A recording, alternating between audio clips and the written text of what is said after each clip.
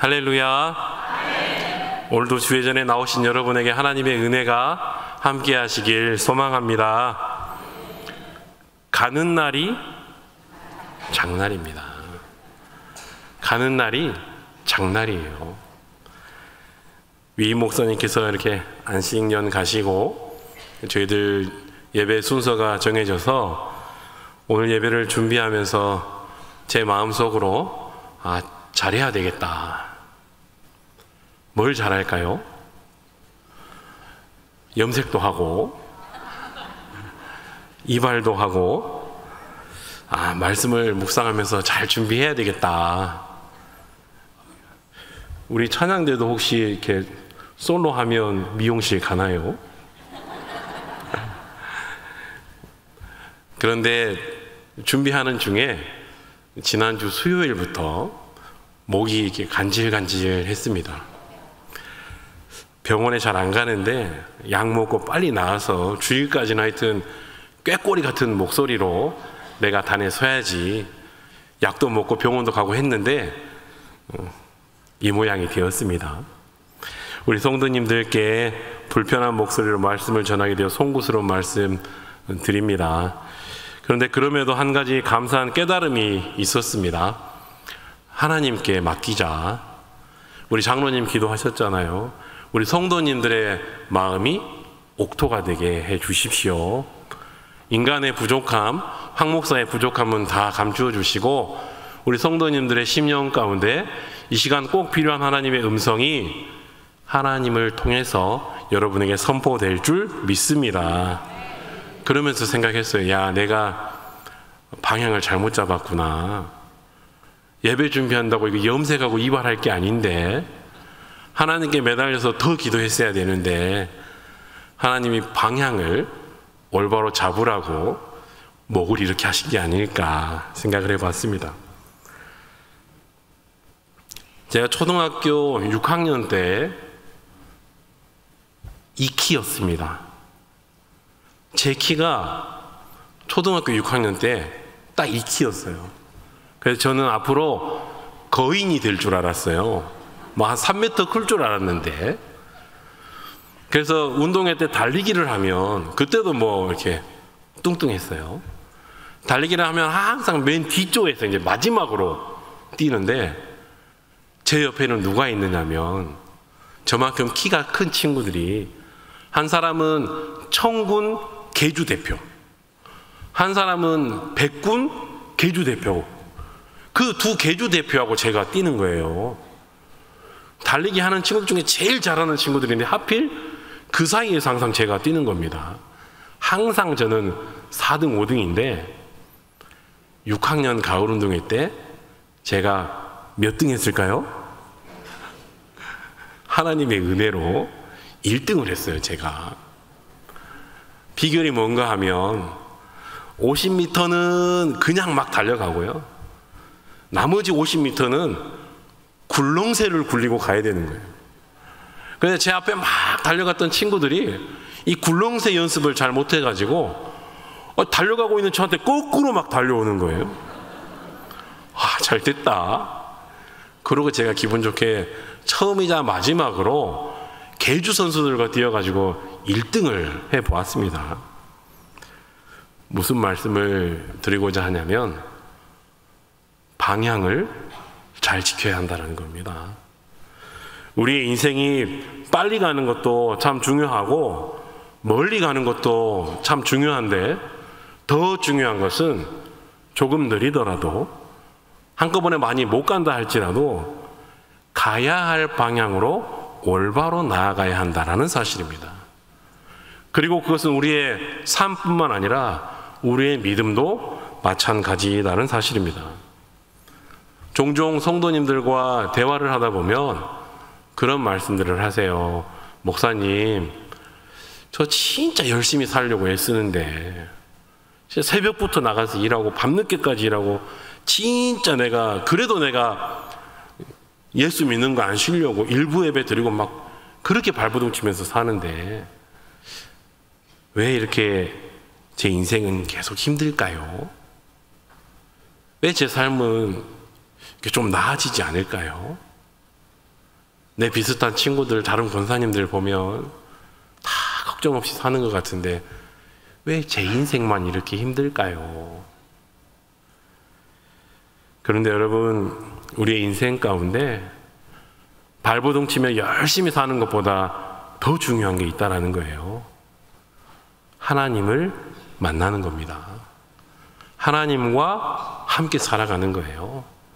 내 힘으로 살지 않고 나 조금 비록 부족하고 내가 열심히 많이 발버둥 치지 못하며 산다 할지라도, 그래서 내 소유가 조금 부족하고 때로는 궁핍하다 할지라도, 연약해진다 할지라도 그 하나님의 능력으로 사는 것이 우리 그리스도인의 올바른 삶이라는 사실을 기억할 수 있기를 바랍니다. 옆에 계신 분들에게 잠깐 이렇게 인사할까요? 역주행하지 맙시다. 인생의 방향을 찾읍시다. 하나님을 만나면 그렇게 되실 줄 믿습니다. 제가 신학교에 다닐 때 한 교수님께서 항상 이렇게 수업을 시작하기 전에 기도를 하시는데 항상 똑같은 내용으로 기도를 하는 부분이 있어요. 그 내용이 무엇이냐면, 하나님, 저희들의 무지함을 깨닫게 하여 주시고 무지함을 부끄럽게 여기지 않게 하시고 무지하다는 사실조차 깨닫지 못하는 무지함을 범하지 않게 해주십시오. 다시 한번요.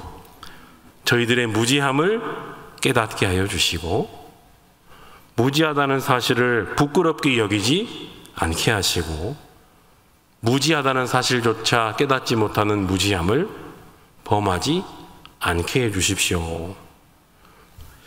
그때는 그게 무슨 말인지 몰랐어요. 철학 가르치시는 교수님인데, 철학을 해서 그러신갑다. 도대체 이게 뭐 안다는 건지 모른다는 건지. 그런데 그때는 몰랐는데 이제 와서 생각해 보니까 무지함을 알고 살아가는 것, 내가 잘 모른 채로 살아가고 있다는 사실을 내가 아는 것, 이게 참 중요하다는 사실을 제가 깨닫게 되었습니다. 여러분, 인간이 똑똑한 것 같지만 그렇지가 않아요. 내가 내 자신을 너무 잘 아는 것 같지만 그렇지 않다라는 겁니다. 내가 내 인생 올바른 결승선을 향하여 막 달려가고 있다고 생각했는데 다른 사람들이 보면 혼자 굴렁쇠 잘못 굴리고 거꾸로 돌아가고 있는 모습으로 보여진다라는 사실. 그런데 그 무지함조차 저희들이 깨닫지 못하고 살아갈 때가 너무나 많이 있다라는 사실입니다.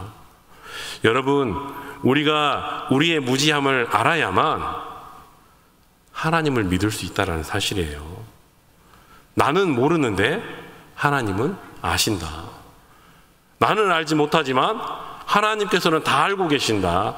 알고 계신 정도가 아니라 이미 나의 길을 다 계획하고 계시고 그 걸음을 인도해 가고 계신다.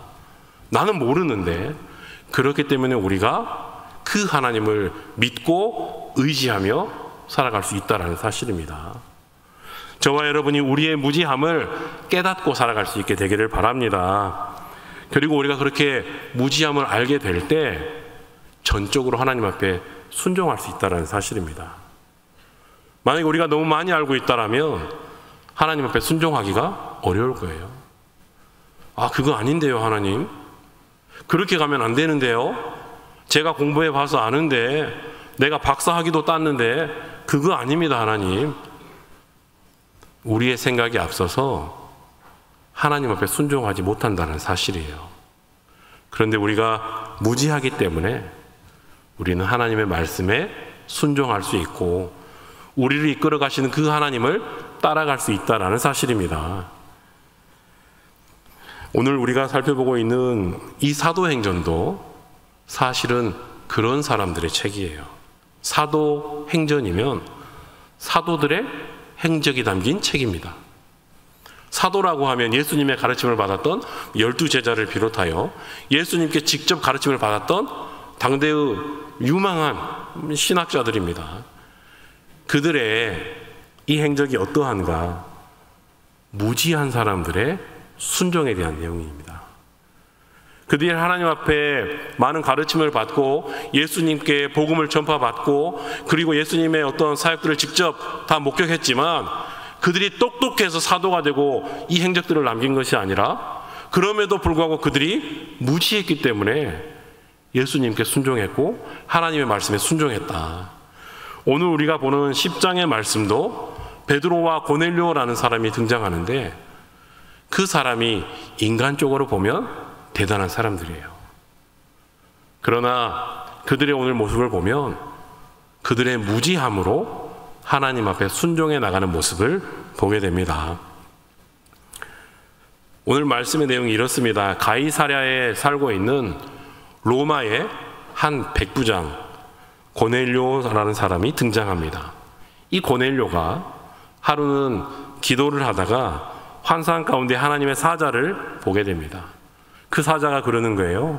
고넬료야, 너가 열심히 하나님을 믿는 거 내가 알고 있다. 너가 열심히 하나님을 찾고 의를 행하며 기도하고 구제하는 것 내가 알고 있다. 그런데 그것만으로는 부족하다.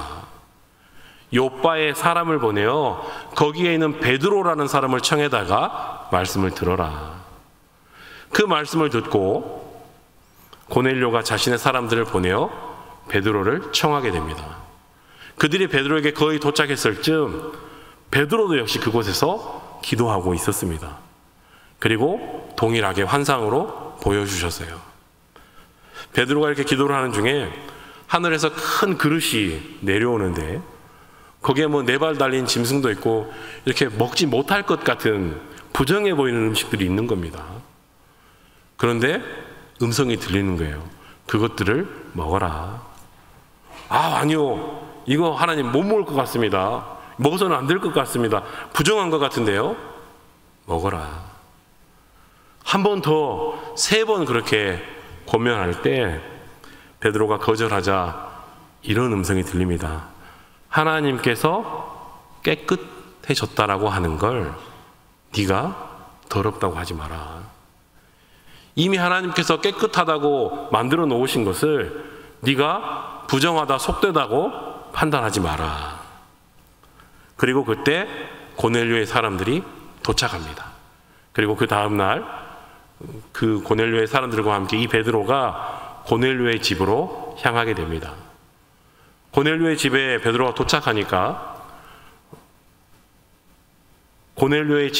베드로가 도착하니까 고넬료가 그 베드로 앞에 달려오는 거예요.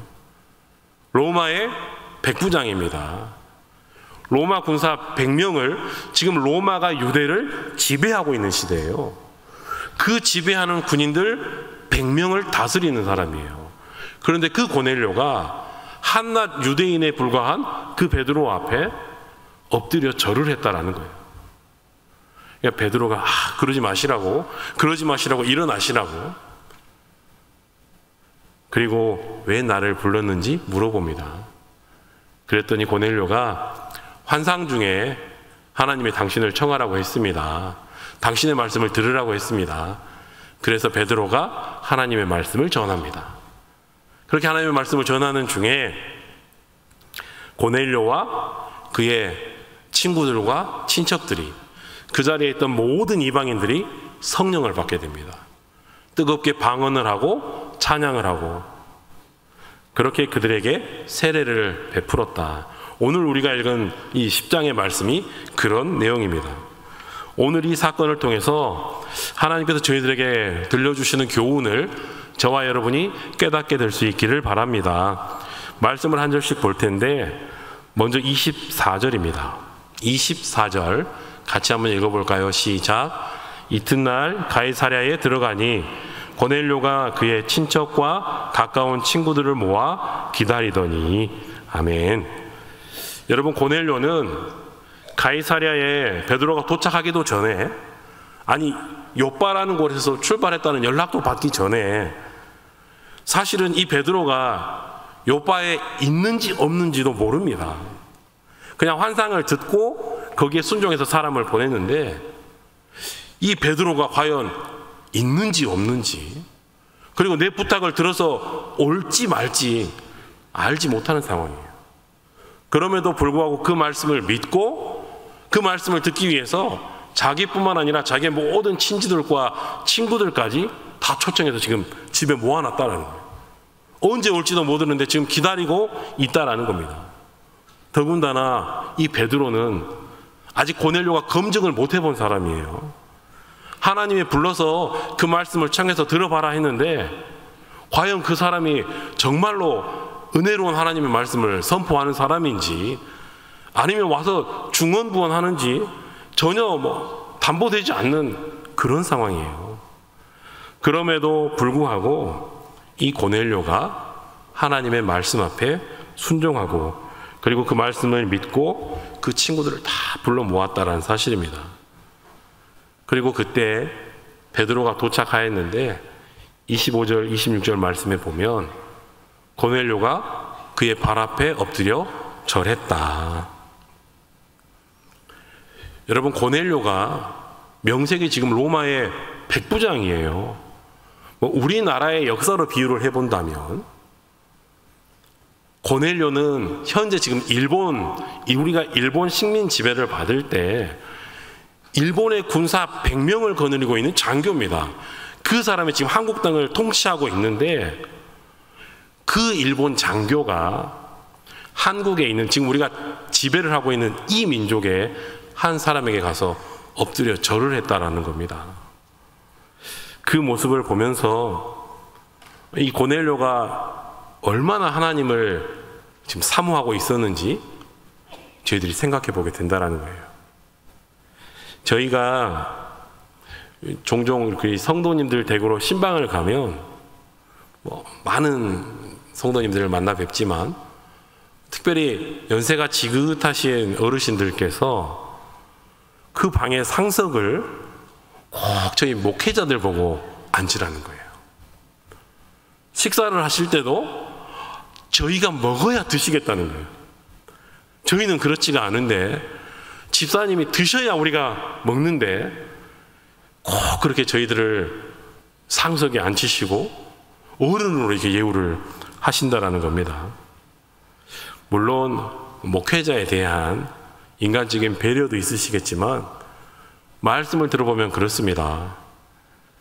본인이 너무 교회에 가고 싶은데 저희가 한 4년 동안 코로나 때문에 힘들었잖아요. 너무 교회에 가고 싶은데 교회를 편히 못 가는 거예요. 이제는 건강이 쇠약해져서 매주 예배도 못 가고 어쩌다가 한번 아들, 딸 내려와서 한번 차로 태워주면 겨우 교회 가고 그렇지 않으면 거의 영상으로 예배를 드리는데 목사님이 예배 드린다고 현관문을 열고 들어오는데 하나님같이 보이더라는 거예요. 그래서 제가 들어갈 때도 허리를 굽혀 인사를 하시고 제가 나올 때도 허리를 굽혀 인사하시고 1층까지 내려와서 그렇게 배웅을 하시는 모습을 보면서 너무나도 황송한데 그 어르신들의 마음을 헤아리게 되는 거예요. 야, 정말 사모하셨구나. 야, 하나님의 말씀이 정말 듣고 싶으셨구나.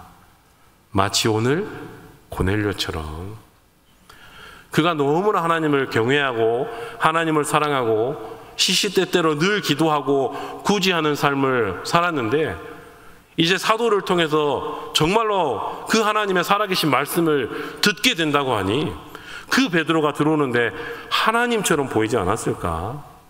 그 하나님의 말씀을 대언하려고 하는데 그 앞에 저절로 엎드려지지 않았을까?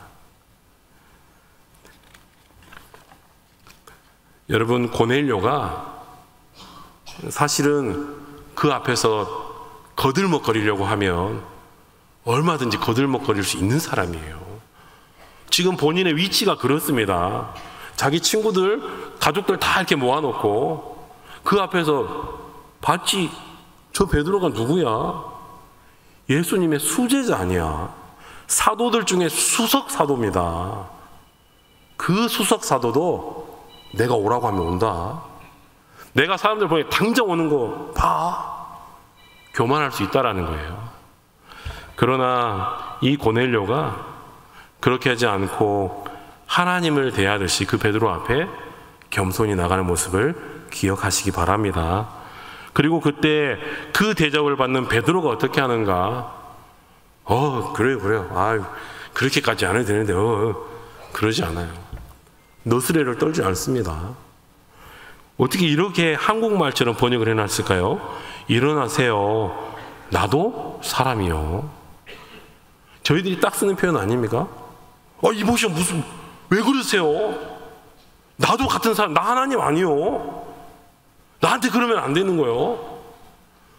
베드로도 그 이야기를 하고 있습니다. 나도 당신과 똑같은 사람입니다. 저와 여러분이 신앙생활 하면서 이 베드로의 고백을 늘 기억하고 살아갈 수 있게 되기를 바랍니다. 나도 사람이요. 여러분, 이 고백이 별것 아닌 것 같지만 사실은 별거예요. 저희들이 힘들게 막 열심히 일할 때는 내 어떤 그 사회적인 직책이 이렇게 높지 않고, 그럴 때는 열심히 일하는 노동자들을 보면 같은 마음이 들잖아요. 마음이 공감이 되고, 막 힘든 일들 겪으면 회사에서 사장이 갑질을 당했다고 하면 막 그 근로자의 입장에서 같이 항변해주고, 같이 막 욕해주고, 새벽에 첫 차 타고 출근하는 사람들 보면 같이 막 안쓰럽게 여겨주고, 그렇지 않습니까? 그런데 내가 돈이 좀 생기면, 내가 명예나 권력이 좀 생기면, 그래서 많은 사람들이 나를 필요로 하고 내 앞에 와서 사장님 하고, 그리고 백화점에 가서 돈 걱정 없이 물건들을 쇼핑할 때, 그때는 그 점원이 나와 같은 사람으로 보이지 않는 거예요. 너는 일하는 근로자고 나는 왕인데 어떻게 너와 내가 같은 사람이야? 우리 주변에 시민운동, 사회운동 하는 많은 분들 계시지 않습니까?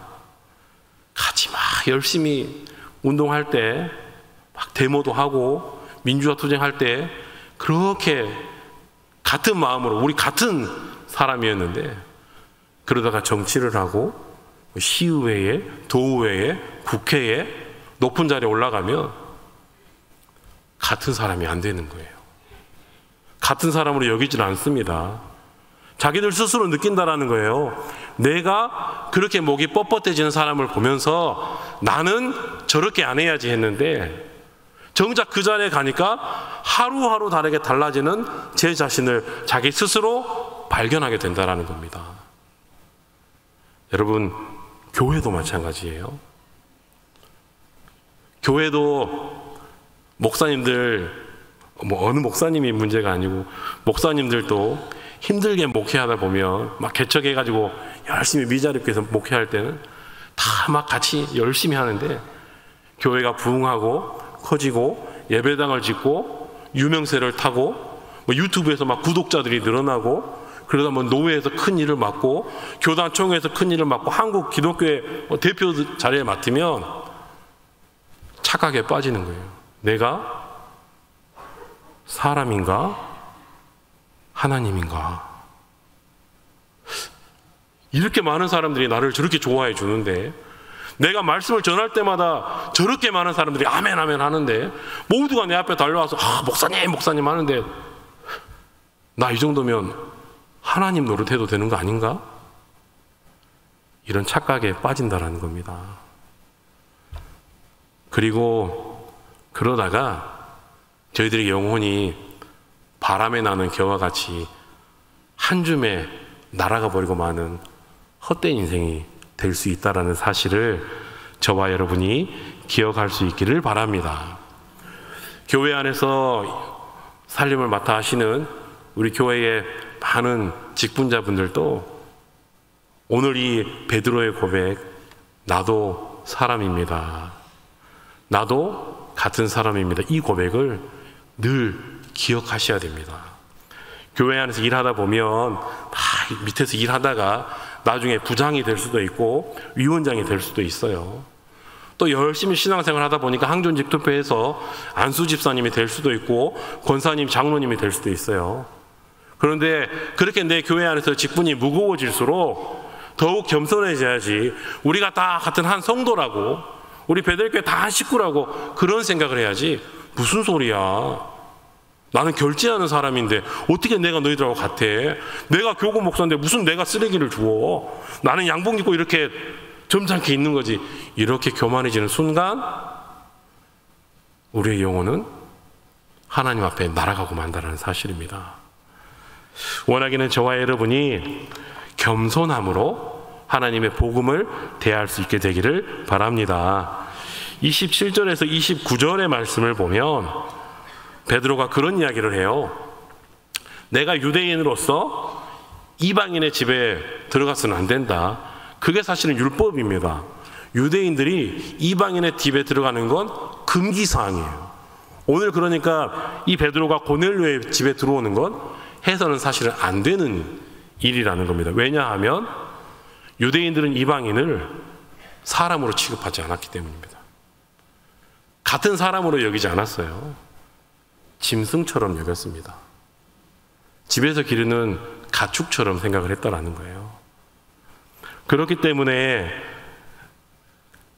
감히 이 베드로가 이방인의 집에, 고넬료의 집에 올 수 없었음에도 불구하고 하나님께서 부르셔서 내가 왔다, 이렇게 고백하고 있습니다. 그런 관점에서 보면 오늘 이 베드로와 고넬료의 만남은 단순히 하나님께서 이 고넬료를 구원하시기 위한 사건만은 아니다라는 거예요. 단순히 하나님께서 이 고넬료의 집안을 구원하시기 위해서 베드로를 불러온 것은 아니다. 그러면 무엇일까? 예수 그리스도의 복음이 예루살렘과 온 유대와 사마리아와 땅끝까지, 예수 그리스도의 복음이 가이사랴에서 유럽으로, 소아시아로, 세계 열방으로 이렇게 퍼져나가야 되는데 지금 그 복음이 갇혀 있다는 거예요. 어디에요? 가이사랴에. 어디에 갇혀 있냐면 유대인의 마음 가운데. 유대인이 그렇게 생각하는 겁니다. 구원은 우리만 받는 거지. 하나님을 믿고 천국 가는 건 우리 유대인들의 것이지. 어떻게 감히 이방인들은 하나님께 나아갈 수도 없고, 그 이방인들은 성령을 체험할 수도 없고, 그 이방인들은 하나님의 구원의 자리에 결코 들어갈 수 없다. 그러니 온 유대와 사마리아와 땅끝까지 선포되어야 될 이 예수 그리스도의 복음이 계속 이 유대 땅에 지금 갇혀 있다라는 거예요. 하나님께서 그것을 깨뜨리기 위해서 오늘 베드로를 이방인의 집까지 친히 인도하셨다라는 사실입니다. 저와 여러분이 하나님 앞에 그렇게 쓰임받을 수 있게 되기를 바랍니다. 우리가 교회 안에 있으면서 다 그렇게 생각하잖아요. 나는 하나님께 선택받은 사람이다. 나는 유대인이다. 나는 하나님의 구원의 반열에 들어갈 자다. 그런데 정작 그 복음이 이 예배당 안에만 갇혀 있는 것은 아닌지, 내 직장에서, 내 사회 관계 속에서, 우리의 가정에는 그 예수 그리스도의 복음이 다 사라져버리고 이 교회에 와서만, 목사님으로 불릴 때만, 권사님으로 불릴 때만 그 안에 예수 그리스도의 복음이 갇혀 있는 것은 아닌지 저와 여러분이 함께 돌아볼 수 있게 되기를 바랍니다. 그리고 그 베드로를 통해서 34절 이하의 말씀을 보면 이제 하나님의 말씀을 듣게 됩니다. 베드로의 설교가 진행됩니다. 그 설교의 요점은 두 가지. 하나는 하나님께 구원받기 위해서 하나님을 경외해야 한다. 하나님을 경외하고 하나님을 찾는 자들을 하나님은 아무도 차별하지 않는다. 그 사람이 어떤 신분이건 어떤 민족이건 어떻게 생겼건 상관하지 않고 하나님을 경외하면 하나님은 반드시 그를 구원하신다. 차별하지 않고 다 보듬어 주신다. 그런데 그것만으로는 충분치 않다는 거예요. 두 번째, 죄를 씻어야 한다.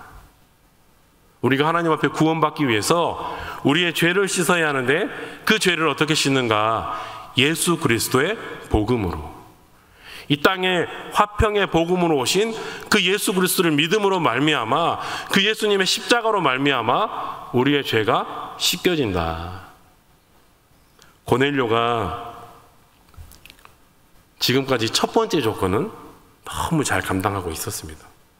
하나님을 경외하며 하나님을 찬양하며 의를 행하며 기대하고 기도하고 구제하고, 그런데 두 번째, 예수 그리스도를 영접하지 못하고 있었다는 사실이에요. 그리고 그렇게 베드로가 설교하는 중에 그들이 모두 성령의 임재를 경험하게 됩니다. 다 놀라는 거예요. 이방인들은 성령의 임재를 받고 막 뜨겁게 방언하고 찬양하고 있고, 그 모습을 보고 있는 베드로와 함께 왔던 모든 유대인들이 그 모습을 보고 뻥진 거예요. 이방인에게도 성령이 임하는구나. 진짜 이방인에게도 성령이 임하는구나. 나 하나님이 가라고 해서 오기는 왔는데, 하나님께 순종하는 마음으로 오기는 왔는데, 이방인의 집에 가면 안 된다고 했지만 내가 그래도 하나님의 말씀에 순종해서 오기는 왔는데, 그래서 말씀을 선포하라 그래서 내가 선포했는데, 진짜로 이방인들에게도 성령이 임하시는구나. 하나님을 경외하는 자들을 하나님이 결코 차별하지 않으시는구나 깨닫게 된 겁니다. 여러분, 베드로가 어떻게 성령을 받았습니까? 그들은 3년 동안 예수님을 따라다녔어요. 자신들이 하던 생업을 다 내팽개치고 그렇게 예수님을 따라다녔습니다. 예수님이 십자가를 지는 그 시점이 어떻게 합니까? 사람들이 제가 예수님을 안다 모른다, 예수님의 제자다 아니다 배신하고 막 엎치락 뒤치락, 그리고 나중에 부활하신 예수님을 만나서 또 말씀을 듣다가 예수님 승천 이후에도 그 마가의 다락방에 뜨겁게 모여서 기도하다가 그렇게 힘들게 사역하다가 성령을 체험했어요. 그런데 오늘 와서 보니까 내가 잠깐 몇 분 설교하지도 않았는데, 몇 마디 하지도 않았는데 이 이방인들이 다 성령을 받아버린 거예요. 베드로의 마음 가운데 이게 뭐지? 저 같으면 좀 억울한 마음도 들었을 것 같아요. 그렇게 힘들게 우리는 성령을 받았는데, 나는 그렇게 힘들게 은사를 받았는데, 아마 이 사람들 주일 예배 한 번 왔더니 다 성령 받고 은사 받으면 억울하지 않겠어요? 그런데 여러분, 그 은혜가 저와 여러분에게 임하기를 간절히 소망합니다. 친구 따라왔다가 성령 체험하게 되기를 축복합니다. 남편 따라왔다가 아내 따라왔다가 친구가 한번 와보라 해서 그냥 살짝 왔다가 그 잠깐 사이에 5분 10분 사이에 성령 체험하게 되고 예수 그리스도의 복음을 접하게 되고 하나님을 경외하게 되는 그 은혜가 믿지 않는 여러분의 가족들 가운데 넘쳐나게 되기를 축복합니다. 그거 은혜 아닙니까? 여러분의 믿지 않는 남편들, 믿지 않는 자녀들, 믿지 않는 부모님들, 가족들 언제 3년 동안 예수님 따라다니다가 성령 받을 거예요? 교회도 오지 않는데 자꾸 교회 오라는 소리 하면 나 주일날 안 내려간다고, 주일 피해서 내려갈 거라고. 베드로가 그렇게 말씀을 선포할 때 그들에게 성령이 임했던 그 은혜가 저와 여러분의 삶 가운데 가득 채워지기를 간절히 소망합니다. 한 말씀만 드리고 말씀을 마무리합니다. 2주 전에 제가 함께 섬기고 있는 세계선교위원회에서 일본으로 선교지 탐방을 다녀왔습니다. 엄밀히 말하면 저희들이 직접 가서 전도나 선교 활동을 한 것은 아니고, 일본에 계신 선교사님이 그 현지 일본인들에게 어떻게 복음을 전하고 어떻게 선교 사역을 감당하고 있는지 저희들이 보고 배우고 도전받기 위해서 갔던 시간입니다. 저희들이 갔던 그 요코하마 그리스도 교회 선교사님께서 그 일본 땅을 위해서 34년째 헌신하고 계신데 정말 열심히 하시는 모습을 보고 각성하고 왔습니다. 우리 대한민국의 인구가 5천만입니다. 기독교인이 1,000만이에요. 10명 중에 2명, 20%가 기독교인입니다. 일본은 인구가 1억 2천만인데 기독교인이 60만이에요. 1,000명 중에 4명이 예수님을 믿습니다. 0.4%예요. 그럼에도 불구하고 그 땅에서 얼마나 열심히 선교하시는지 문득 그런 생각이 들었어요. 저렇게 그 강팍한, 영적으로 강팍한 일본인들에게 복음을 전하는 것보다, 직접 그렇게 하는 것보다 그냥 한국에서 많은 도움 받고 한국에서 몽땅 선교사님 다 보내가지고, 특별히 일본에 가 있는 우리 한국 사람들, 우리 한국에서 뭐 권사님, 집사님, 장로님으로 사역하시다가 일본으로 가신 분들 있으면 그런 분들 모아놓고 하면 훨씬 편할 텐데, 씨도 안 먹게 들어가는 그 일본 현지인들에게 복음을 왜 이렇게 힘들게 전하고 있나? 그런데 그게 선교사님께 주신 하나님의 비전이라는 거예요. 그래서 34년째 그렇게 하고 계신다라는 거예요. 한 영혼 한 영혼 찾아오면 예수 그리스도의 복음을 전하고, 그들 중에 좀 복음을 뜨겁게 받아들이는 사람이 있으면 신학교에 보내고, 또 부교역자로, 전도사로, 부목사로 그렇게 케어하다가, 또 적당한 곳에 교회가 이렇게 필요하면 교회에 개척을 하고 그 목사님을 보내드리고, 그래서 일본인이 일본인들을 목회하는 그런 교회를 몇 교회 개척하면서 지금도 그렇게 목회를 하고 있다는 사실입니다. 그런데 제가 이번 일본 선교지 탐방에 가서 가장 감명 깊었던 것은, 저는 이제 일본을 처음 가봤거든요. 대마도에는 가봤는데 일본 본토에는 처음 가봤습니다. 그런데 그분들이 이렇게 만나보니까 사실은 가기 전에 제가 가지고 있던 편견들, 색안경 끼고 있던 거, 일본? 좀 찝찝한데? 그곳에 하나님이 역사하시겠나? 풀어야 될 것도 많은데. 그런데 제가 가서 봤더니, 뭐 일본인들이 다 그런 건 아니겠지만 참 많은 분들이 그렇더라고요. 다 그렇게 친절하세요. 다 그렇게 상냥하고 양보하고 배려하고 기다려주고 인내하고, 그게 서로 다 뭐 국적을 떠나서, 종교를 떠나서 다 그렇게, 거기서 사람들한테 좀 민폐 끼치고, 거기서 다른 사람들이 좀 이기적으로 행동하고, 보니까 일본 사람은 아닌 것 같아요. 그 모습을 보면서, 야, 이 민족이, 이 좋은 민족성을 가지고 있는 이 민족이 예수 그리스도만 믿으면 얼마나 좋겠나. 그렇게 절대로 다른 사람들에게 폐를 끼치지 않으려고 하는 그 민족성을 가지고 있는데, 그게 뭡니까? 서로 사랑하라는 그 예수님의 명령대로 살아가고 있는 모습 아닙니까?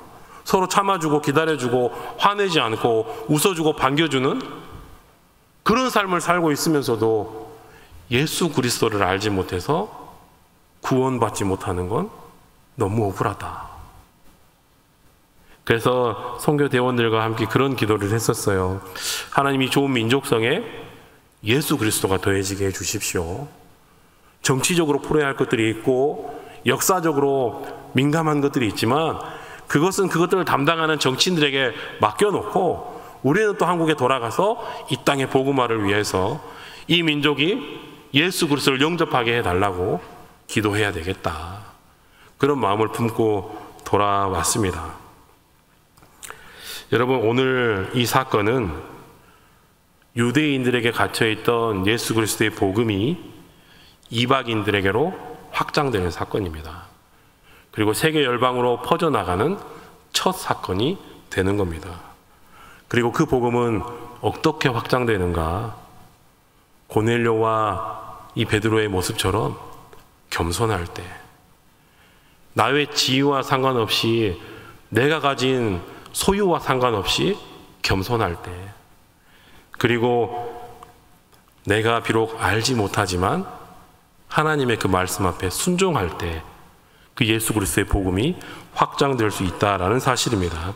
그렇게 할 때 베드로를 통해서 고넬료와 그의 집안 사람들이 다 구원함을 받은 것처럼, 그러한 은혜 가운데 요나를 통해서 그 니느웨 성읍이 구원받았던 것처럼, 우리 광주 베델교회를 통해서 이 땅이 예수 그리스도의 복음으로 가득 차고 하나님의 백성이 되며 하나님 앞에 구원받게 되는 그 은혜가 저와 여러분의 삶 가운데 함께 하시기를 간절히 축원합니다. 기도하겠습니다. 하나님, 감사합니다.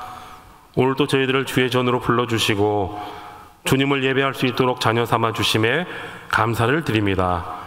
오늘 베드로와 고넬료의 만남을 통해서 마가의 다락방에만 성령이 임하는 것이 아니라 이방인의 가정 고넬료의 집에도 성령이 임하게 하시고 땅끝까지 이르러 예수 그리스도의 복음이 전해질 수 있게 하심을 보았습니다.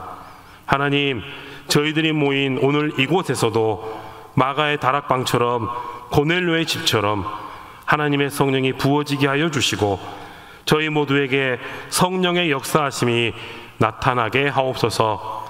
하나님, 저희들 성도라고 하면서도 예수 그리스도의 복음을 가로막고 있는 유대인의 모습은 아니었습니까?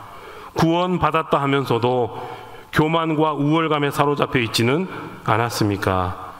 하나님께서 먼저 선택해 주셨고 먼저 불러주셨음에도 불구하고 오늘 우리의 모습은 하나님을 모시지 않고 하나님과 동떨어져 있는 이방인의 모습은 아니었는지 회개하게 하여 주옵소서. 하나님, 고넬료의 집에 성령이 임한 사건을 통하여 그들 모두가 구원받고 로마 교회가 세워지고 세계 모든 족속과 나라에 복음이 증거되게 하신 것처럼 저희 광주 베델교회를 통해서도 이 땅에 복음이 증거되게 하시고 특별히 하나님을 알지 못하고 하나님을 거부하는 이들에게 예수 그리스도의 복음이 전해질 수 있도록 저희들을 사용하여 주옵소서. 하나님, 일본 땅을 비롯하여 세계 열방의 하나님을 모르는 백성들을 위해 기도합니다. 그 땅에 나가 선교하시는 선교사님들을 위해 기도합니다.